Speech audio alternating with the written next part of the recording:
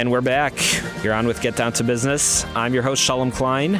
Get Down to Business is powered by Tandem HR, your solutions center. You can find them at tandemhr.com or call 630-468-9298. You could also email them simplify@tandemhr.com. Before the break, we were talking a little bit about some of the tools that both people in business as well as people looking for work need to employ. And of course, anybody who knows me knows that one of those major tools that people need to take advantage of is networking. And there's nobody out there that knows more about networking and what it's all about than my friend Michael Slater, who founded speednetworking.com. And speed networking, it's like speed dating, right, Mike? You're absolutely right, but correction, you're right there with me as probably the best networker that has ever been known to walk this planet. That's very nice. So speed networking, it was, you started this because your wife didn't let you do any more speed dating, is that it? It wasn't very good for our courtship. Let's just leave it at that. Got it. So, our listeners always want to hear about the tools that are out there. When it comes to networking, and you've certainly touched on something major in the technology. Tell us a little bit about sort of what makes speed networking different than all the other different events that are out there. What do you do differently? Sure. Well, I think we've all been to the traditional networking mixers where there's a bar or there's some food, and everyone tends to gravitate towards the people they know or the person standing by the food, and they don't know what to talk about, and they end up talking to a lot of the wrong people. And it's very inefficient.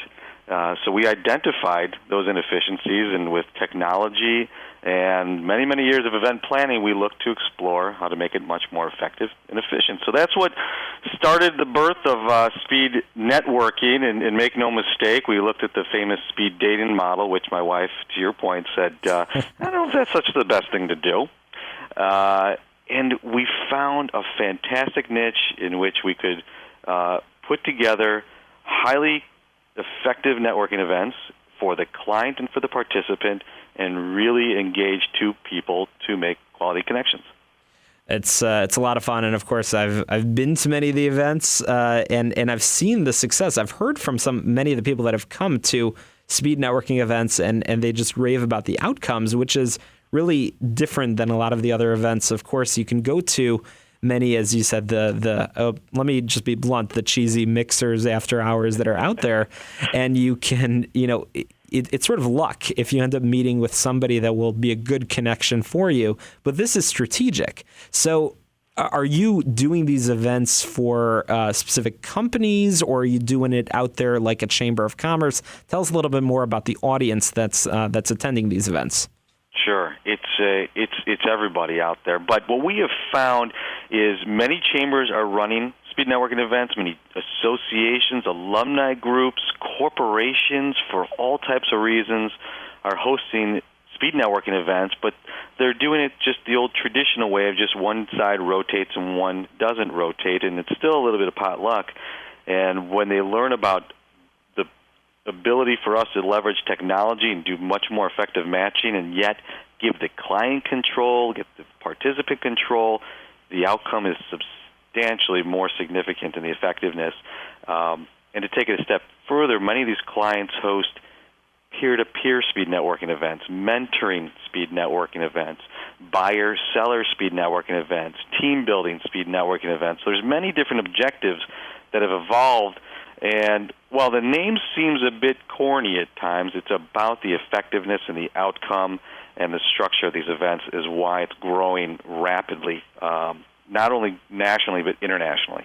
And I'm going to be posting some pictures of some of the speednetworking.com events on our website at shalomklein.com. But Michael, indulge me for a moment. Explain to me what an event looks like. When people come in, are they just sitting down and we're just rotating them through the program? Tell me what happens when they come in, and how you sort of conduct the events. How do people know what to do? Sure. No, let me back up for one moment and let you, so people can have a visual of what this is before anything happens at the event, there's a lot of pre-planning, not a lot, but some very strategic planning that goes on with the client, in which people are going to fill out a very brief profile, all online, from wherever they want, and the client's going to give us some matching parameters to help with the matching, And then when the participant goes through the profile, it takes them about 2 minutes, and they can tell us who they're interested in meeting and who they're not interested in meeting, and then exclude people that they already know from meeting. And what the outcome is when they arrive at the event, they are provided with a physical schedule. Think of it as a roadmap. And it's going to say, round 1, Shalom, you're going to meet with Michael Slater at table 15. And oh, no, I've already met that guy. Sorry. All right, then we can conclude that by saying you can exclude them during your registration process. But since you already know me, you and I can find something to talk about without a question. That's for sure. But if not, one of the jobs that we do as facilitators, Michael, Nate, you two characters know each other.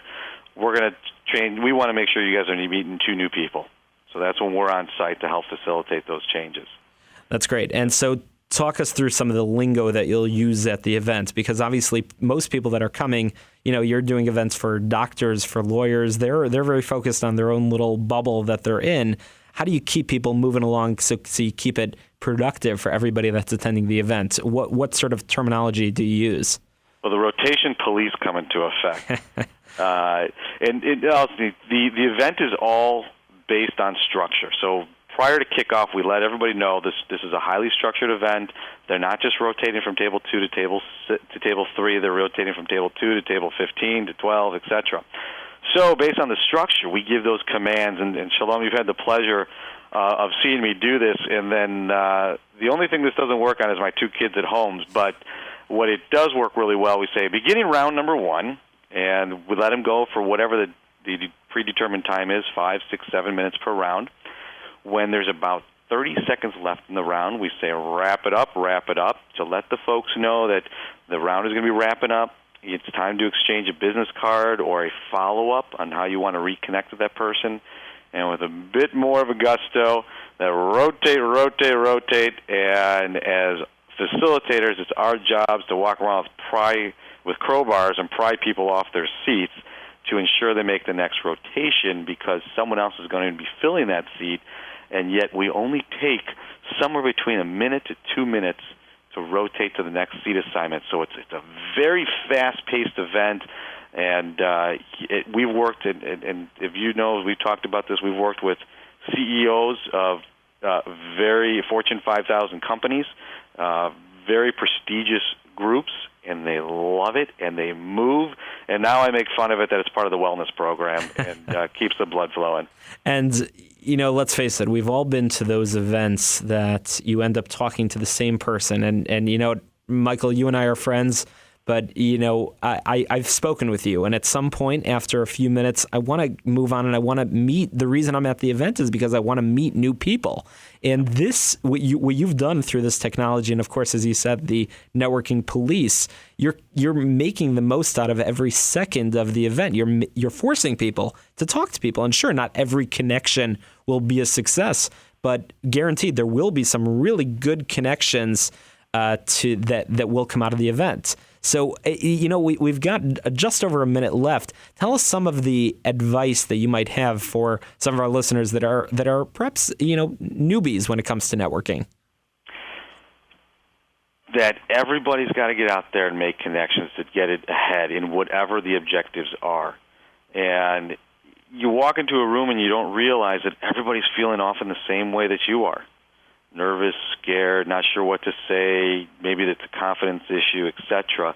But if people are attending a networking event, that's the purpose of it. Whether it's ours or someone else's, that's the purpose. Don't be afraid to walk up to people and introduce yourself. Look at the body language, see if they're open, see if you'll figure out in the first 15 seconds if they're a person that's going to willing to talk to you and share ideas and discussion. With our events, it takes that away, because you're going to be put in a position that you do need to talk to people, but it's in a very comfortable ambiance to talk to people because they're all there for the same purpose. That makes sense. And, the fun part of what you do and the fun part of your job is you've been to some fun places. Where's the coolest place that you've run a networking event in the past? Wow. That's a great one, because a lot of people say they're very jealous of where I'm going. We were just in the Ritz-Carlton in Naples, Florida. Then the next day I was at the Bellagio. I'll tell you, here's the coolest place I've been. We did an event for World Presidents Organization on the center stage at Summerfest in Milwaukee. That's fun. It was beautiful. So, Michael, just in closing, how do people find out more about speed networking? Come check us out at www.speednetworking.com. That's great. Thanks, Michael, for joining us. Hopefully we'll have you on again with some more tips. Thanks so much, Shalom.